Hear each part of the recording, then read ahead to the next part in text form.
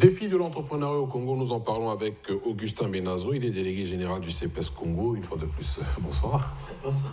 Et juste en face de vous, j'ai M. Ferrol Lukaka, entrepreneur et banquier d'affaires. Une fois de plus, bonsoir. Bonsoir. Et puis M. Ibrahima Tiolam, il est chef d'entreprise et écrivain. Une fois de plus, bonsoir. Bonsoir, monsieur Lukaka, vous étiez en train de développer un pool des détenteurs de vulcanisation, quelque chose comme ça. Oui, c'est des activités qu'on constate ici dans notre pays particulièrement.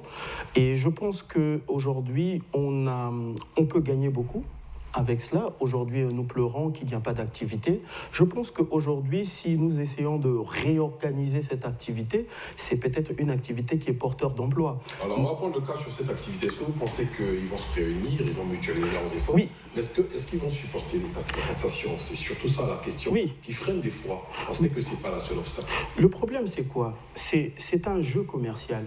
C'est purement du marketing. Si vous prenez un expert en marketing, il va développer comment faire valoir les produits de la vulgarisation moderne. Et payer moins de taxes? Payer moins de taxes, ça c'est autre chose. Ça c'est la stratégie. Supporter la taxe? Supporter la taxe, ça c'est le travail d'un fiscaliste.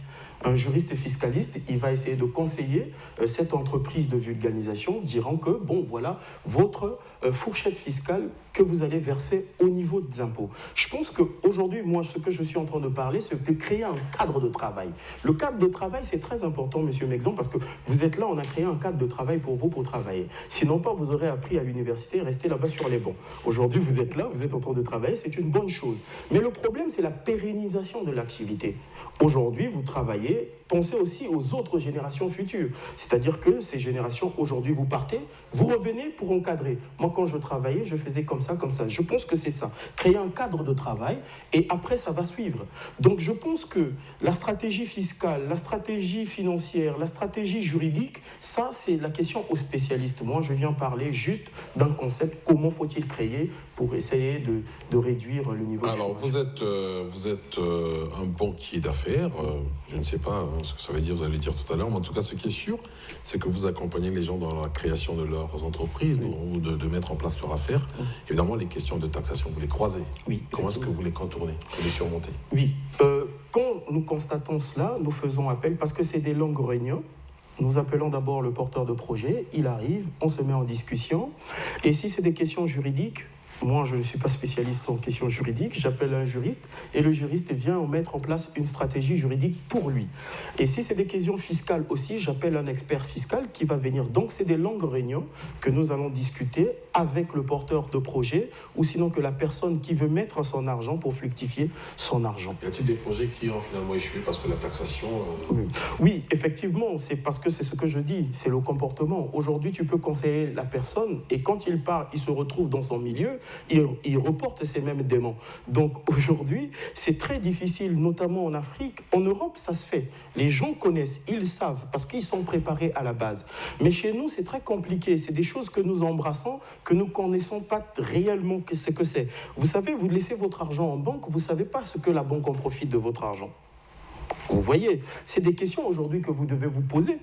Et c'est aujourd'hui des réponses que devait vous apporter un banquier. Donc je pense qu'aujourd'hui, là où nous sommes, nous apportons des solutions à ces personnes-là qui veulent faire des placements dans un secteur donné. Maintenant, ça reste à la personne d'afficher un bon comportement et de suivre ce que nous lui demandons de faire.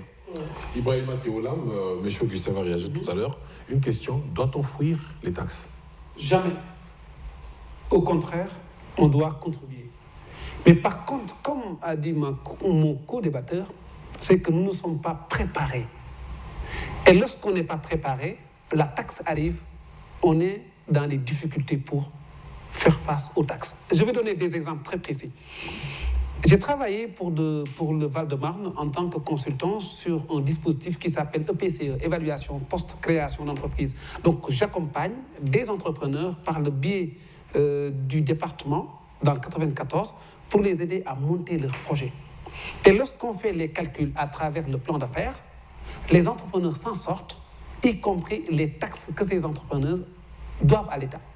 Mais par contre, comme le modèle est très bien organisé, c'est des étapes avant d'y arriver à la partie faire son produit ou vendre son service. Donc tout est bien fait, la préparation elle est bonne.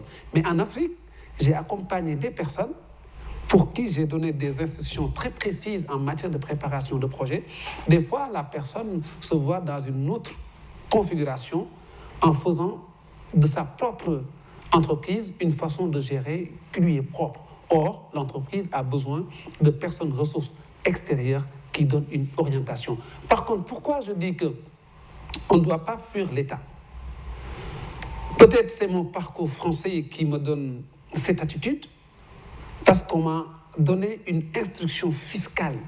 L'État m'a donné un cadre et l'État français m'a fait comprendre, attends, la fiscalité nous permet aujourd'hui d'avoir un budget, c'est grâce à ce budget qu'on construit des écoles, c'est grâce à ce budget on fait ceci, on fait cela. Tu es malade, tu es soigné parce qu'il y a une contribution de tout un chacun. Les Africains sont sous-informés sur la question. Alors, non seulement la faute au gouvernement africain, non, alors. On n'est pas... C'est ce que vous êtes en train de dire. À mon avis, je vais changer un peu d'orientation. C'est qu'en fait, il y a des questions qui sont importantes. Oui. Nous ne sommes pas autosaisis pour les comprendre. On attend juste que les éléments arrivent et on apprécie à leur juste valeur. Donc, il est important que nous-mêmes, que nous soyons à mesure d'aller chercher l'information, de la comprendre et d'accepter que cette taxe puisse se faire dans nos États sans problème. Je vois M. Augustin Benazo qui souffre depuis un moment. On va y revenir, mais M. Augustin, vous avez la parole. Mais le contexte congolais, je vais parler le jeunisme de l'entrepreneuriat au Congo de 86. Aujourd'hui, vous comptez, on est à peine à 30 ans, mais avec tout ce qu'il y a comme différence, comme vous avez dit, entre businessman et entrepreneuriat, ça se comprend. Mais en revenant sur les taxes, il dit aujourd'hui que les Français sont d'accord de payer les taxes, parce qu'en retour, j'ai vu des vignerons qui ont été détruits par l'orage. L'État français a fait quoi? A dédommagé. Voilà. Est-ce qu'au Congo, on vit ce genre de situation? Et voilà, ce qui freine le Congolais, c'est dans ce secteur-là, c'est cela. En matière de santé, quand tu es malade, est-ce que le Congolais est pris en charge sur le plan santé maladie ou assurance maladie? Ça n'existe pas. L'école, les enfants, vous voyez là la situation. Et donc ça, ce sont des facteurs qui freinent un peu la motivation des Congolais à donner la taxe. Moi, j'ai accompagné une entreprise. J'ai accompagné une entreprise dans le cadre de la gestion financière de l'entreprise. Et l'entreprise avait une dette de 140 millions, 140 millions, et devrait payer chaque mois, une TVA de 18% sur son chiffre d'affaires. Et vous comprenez ce que ça représente pour l'entrepreneur.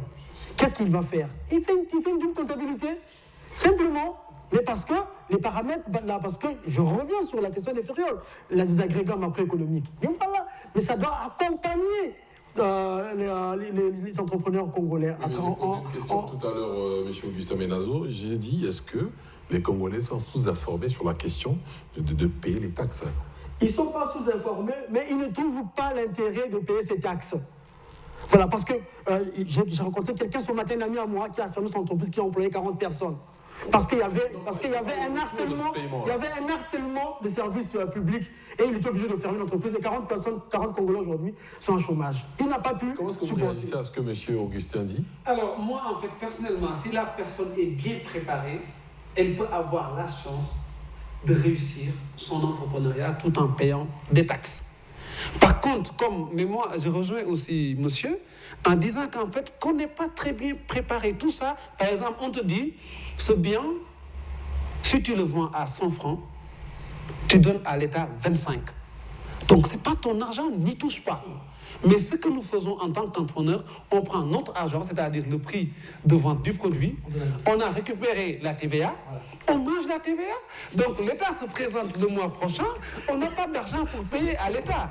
Or, dans d'autres systèmes, on te dit que la TVA est une taxe indirecte, supportée par le consommateur final. Toi, tu vends ton stylo à 100 francs, tu taxes 18 à la personne, les 18, tu me les gardes en tant qu'État. À la fin du mois, tu me les restitues. Maintenant, si tu achètes, tu déduis. Donc, finalement, la TVA, toi, tu ne la supportes pas en tant qu'entreprise. Parce que tu achètes une table pour ton entreprise, tu as payé 18. Tu vends un service, tu collectes 18. Maintenant, tu fais un jeu d'équilibre, compensation avec l'État.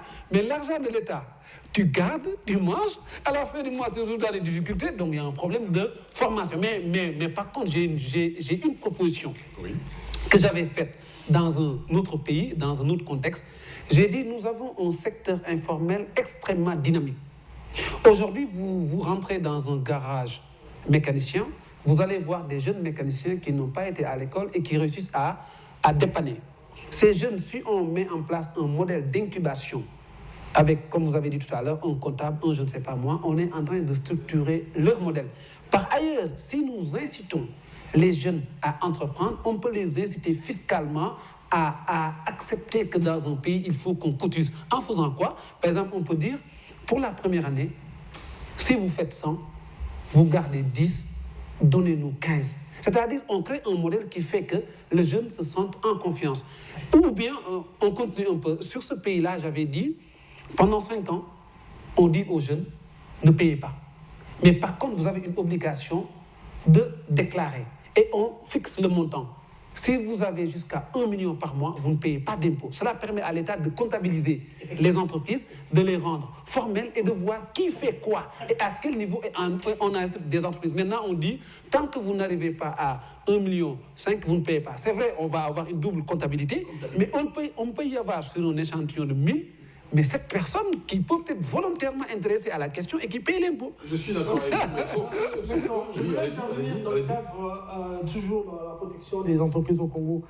Quand vous créez une entreprise au Congo, lorsque c'est un établissement là où j'ai géré plein de trucs de mon grand frère, c'est un établissement. On avait à payer 1 million au fonds de garantie à l'entreprise. Mais quand on a eu des difficultés à l'entreprise, on est reparti voir les fonds de garantie. Ah, moi je savais donner 1 million, ça fait 10 ans. Aujourd'hui, là, l'entreprise est en difficulté. Qu'est-ce que vous faites de moi? Non, c'était des années venues. Alors qu'on a bien versé les 1 million, les reçus existent bel et bien.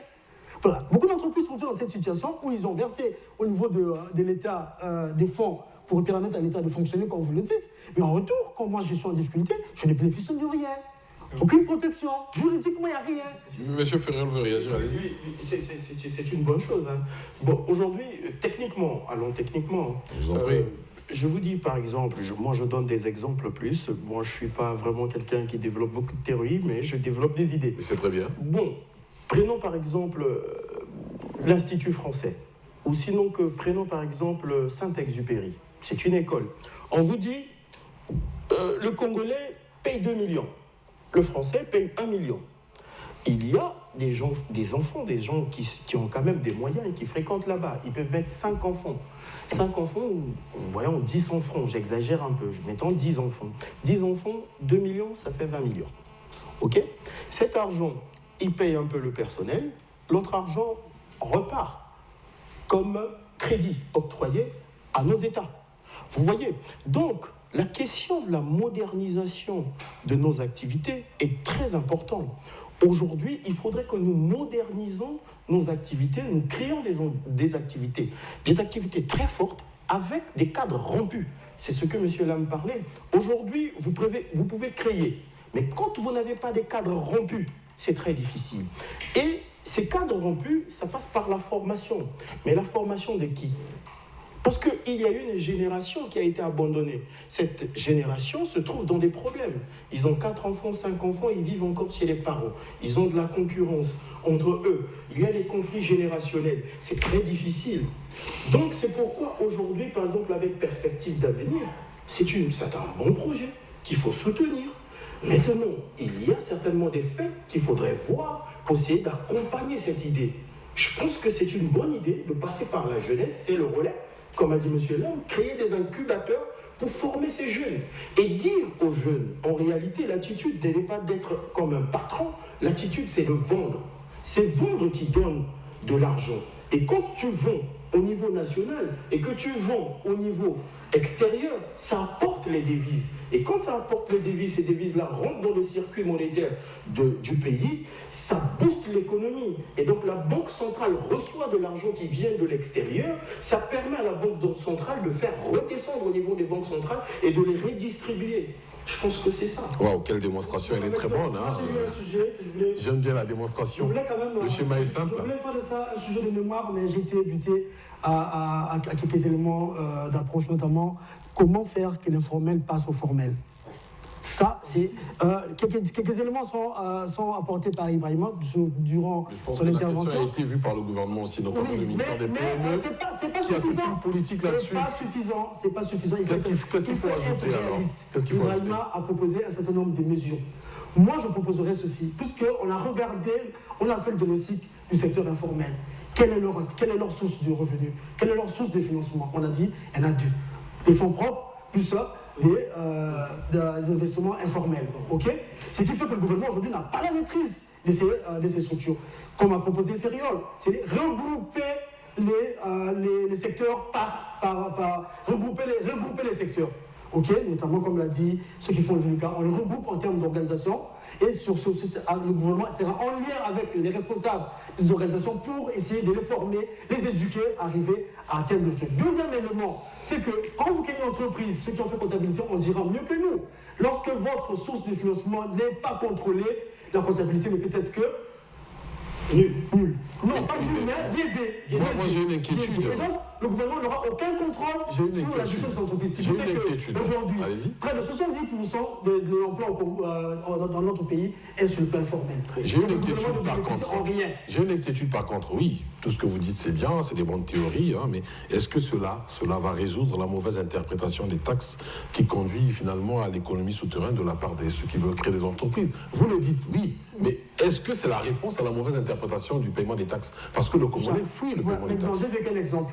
Je suis arrivé dans un département, je vais voir le préfet et je vois le directeur du département du commerce qui dit au préfet, bon, j'ai essayé de forcer les opérateurs économiques de payer les taxes, ils ne veulent pas, je veux commencer à fermer les boutiques. Moi, je lui dis, est-ce que c'est cela la bonne solution pour toi? Voilà, quelqu'un qui est placé pour le gouvernement pour gérer les taxes au niveau local, qui a essayé de faire la pression pour qu'il paye, et qu'à la fin, il ne paye pas, il va dire au préfet, ok, pour que le préfet ne soit pas surpris, est-ce qu'il prenne la mesure. Mais la question, c'était fermer les boutiques, c'était pas ça la solution. Mais est-ce que la pression est de toute façon normale? Mettre une pression pour le paiement des taxes. Ce n'est pas une pression, ça devient de l'harcèlement à un moment donné. Oui, mais ça veut dire qu'il y a quelque part, il y a quelque chose qui ne va pas. Oui, mais c'est peut-être l'État qui n'a pas pu accomplir ses missions. Ou alors l'opérateur économique qui est un peu... En grande partie, l'État n'arrive pas à adapter l'informel au Congo, à le ramener au formel. Il faut vraiment des mécanismes propres au Congo. Qu'est-ce que vous proposez? Par exemple, c'est que Ferriol a dit, regrouper les secteurs, et ensuite on met en place des organisations qui gèrent ces secteurs, et c'est avec lesquelles nous allons discuter pour voir qu'est-ce qui vous manque, qu'est-ce qu'on peut vous accompagner, qu'est-ce que vous reversez à l'État ensuite. Créer des pôles de compétences, en fait. C'est une approche. Créer des pôles de compétences. Voilà, c'est une approche. Ibrahima, allez-y. Alors, moi, je voudrais juste apprécier déjà votre état d'esprit, le fait d'avoir un diagnostic structuré d'abord. Ça, au moins, c'est la base de toute étude. Et je le rejoins, il faut qu'après avoir fait ce diagnostic, il faudrait qu'on crée de la valeur à travers notre identité. Tant qu'on n'est pas dans ça, on n'est pas dans l'entrepreneuriat qui peut marcher chez nous.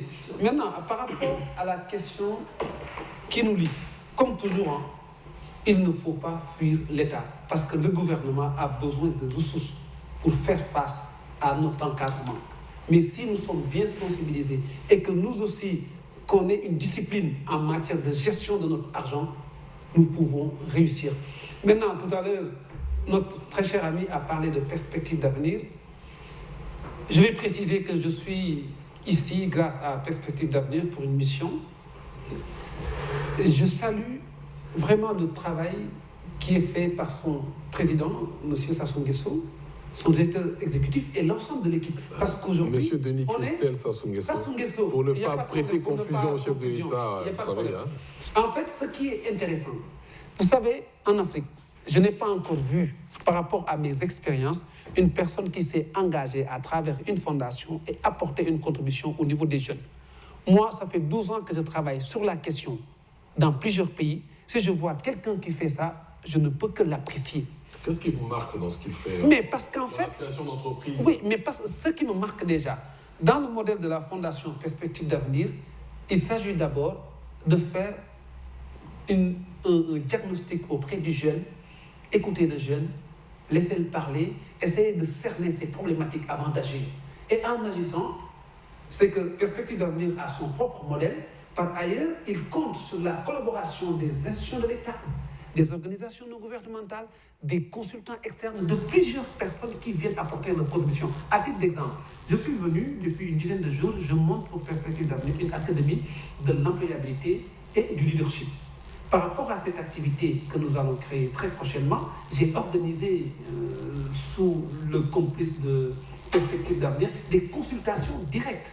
J'ai invité des étudiants, des chefs d'entreprise, des chômeurs, plusieurs personnes. Nous avons réfléchi ensemble sur quel modèle nous allons monter l'académie. J'ai été à l'université Marianne Guapi. Pourquoi veulent-ils investir déjà ces jeunes? J'ai pas compris. Ils veulent investir dans quoi? Ils veulent s'exprimer dans quoi? Non, vous savez, tout à l'heure, on a bien dit que nous avons commencé en 1990 au Congo.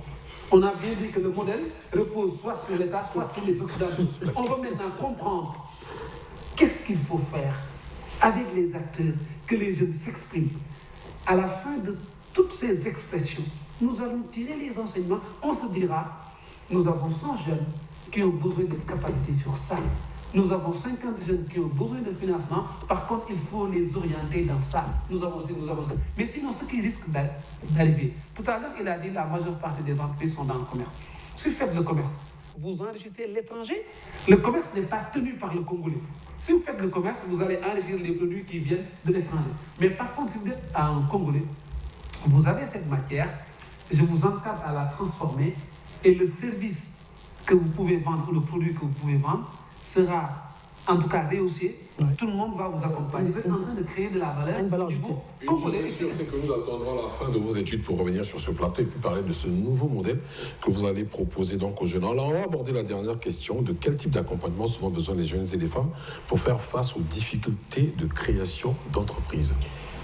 Merci M. Legland, une fois de plus. Je pense que la formation, il est d'une importance capitale. Lorsqu'on veut développer une activité, il faut penser à se former. Je pense que j'ai toujours ça, excusez-moi, hein, j'ai étudié dans un pays qui m'a tout donné et je pense que je dois en parler tout le temps. Maître Abdoulaye Wade disait, il faudrait travailler. En Wolof, on dit « jang ». Fongaï jang. Jang, ça devient un slogan. Travailler. Travailler, toujours travailler, continuer à travailler. Vous savez, Wade disait, moi, je préfère, peu importe ta différence, tu sois du Nord, du Sud et autres, ta capacité de créer de l'argent, c'est ça qui m'intéresse. Aujourd'hui, il faut inculquer ça dans la tête du Congolais, la capacité de créer de l'argent. Il faut montrer à ces jeunes comment faut-il créer de la valeur et comment faut-il obtenir de l'argent. Donc je pense que tout cela passe par la formation. Le modèle d'accompagnement, je pense que primordialement, il faut penser par la formation, changer les comportements. Et le changement de comportement passe par les jeunes. Ces jeunes-là, il faudrait bien les suivre. Il n'est pas question de faire des slogans de bourse, etc. Vous les envoyez en bourse, ils reviennent ici en centre. Ce n'est pas ça. Il faudrait les suivre et les encadrer normalement. Et donner un modèle, un exemple de l'enfant congolais. Vous savez, on a l'habitude parfois de critiquer les Hitler et autres, mais c'était des gens qui étaient rentrés dans une pensée. Ils avaient une pensée et ils ont travaillé sur cette pensée. Je vais vous arrêter parce qu'il nous reste à peine 2 minutes. Alors, en 20 secondes, la réponse à la dernière question, de quel type d'accompagnement? On l'a compris qu'il y a la formation déjà, mais à part la formation, qu'est-ce qu'il faut ajouter pour accompagner les jeunes et les femmes à créer leur entreprise? Je vais diviser la question en deux. Chez les femmes, nous avons des femmes en général qui n'ont pas été à l'école, qui ont réussi à créer de la valeur. Et l'accompagnement ne doit pas être les former dans le leadership parce que la femme, elle est déjà leader dans son domaine. Elle se lève tôt, elle se couche très tard, elle développe des activités réelles et dans son environnement, la femme a déjà des valeurs précises. Pour l'accompagner, il faut la soutenir, il faut l'encourager, il faut la reconnaître, il faut lui donner d'autres aspects qui n'ont rien à voir avec la formation classique. Et ce n'est pas une question aussi de finance parce que la femme, dans son environnement immédiat, a réussi à faire tout. Sans la femme, il n'y a pas de vie. Au niveau des jeunes, il faut qu'on leur dise qu'ils ont la capacité. Des hommes. Oui, donc des hommes, la capacité. Et il faudrait qu'on laisse aussi, laissez-moi juste choisir que les jeunes au niveau des hommes. Parce que les jeunes, c'est un aspect quand même particulier dans notre pays.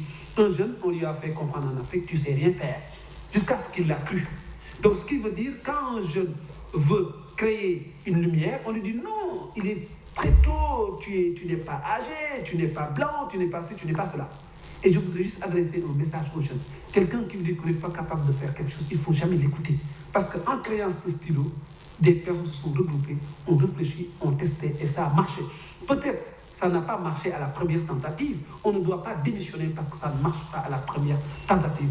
Autre chose, la personne qui vous dit que ça ne marche pas ne vous connaît pas, ne connaît pas vos potentialités, ne connaît pas vos technicités. Il l'a dit juste parce qu'il estime que ça ne marchera pas. Donc, tant qu'on n'ose pas essayer, on ne peut pas mettre en place une stratégie qui peut promouvoir l'entrepreneuriat chez nous. Donc, accompagner les femmes en reconnaissant leurs valeurs créatives au niveau de notre économie et surtout dire aux jeunes, vous avez la capacité d'y aller et on vous accompagne. Oui. Gustin Menazo, en 30 secondes également. Cette question, il faut dire que les PMEA constituent une source de richesse en termes de ressources. Mais pour répondre à la question que ça retrouve de la valeur, il faut d'abord repartir au diagnostic. Nous avons épinglé 6 éléments de diagnostic sur lesquels, si on peut répondre, on va élever la situation de l'entrepreneuriat. Le premier diagnostic, c'était l'inadéquation de la réglementation et de la fiscalité. Deuxième diagnostic, c'est la faiblesse des structures d'appui au PME. Troisième, c'est le poids excessif des taxes et des multiplications de tracasseries dans les procédures administratives. Quatrième, c'est la difficulté d'approvisionnement en matières premières. Okay, comme il a dit tout à l'heure, quand vous voulez créer une application, mais vous utilisez quel système? Système de blanc. Si le blanc il récupère son système est bloqué, quoi. Voilà, c'est fini. Voilà. Et donc, on a la faiblesse des infrastructures de développement des PME et de l'artisanat. Il y a l'insuffisance des capacités managériales. C'est ce qu'on a dit. Il faut éduquer, accompagner. Là, ça marche. Et également, il y a d'autres éléments, c'est l'insuffisance du personnel qualifié dans la gestion de certaines entreprises. Vous voyez qu'ils n'arrivent pas à faire leur comptabilité parce qu'ils n'ont pas les capacités. Merci beaucoup, Gustin Menazo. Mesdames et messieurs, vous avez compris que le débat est très passionnant, mais le temps imparti est arrivé à son terme. Merci à Zédan qui nous a accordé quand même 2-3 minutes en plus. Je ne sais pas conscient en télé, mais comprenez, le débat est passionnant. Au prochain débat, mesdames et messieurs, j'avais le plaisir de recevoir sur ce plateau Gustin Menazo, il est délégué général du CPS Congo. Merci. Merci. Monsieur Ferréol Loukaka, entrepreneur et banquier d'affaires, merci. Merci. Je viendrai vers vous pour financer une affaire. Et puis l'expert Ibrahima Théolam, chef d'entreprise et écrivain, merci. Au revoir, mesdames et messieurs, et au prochain débat.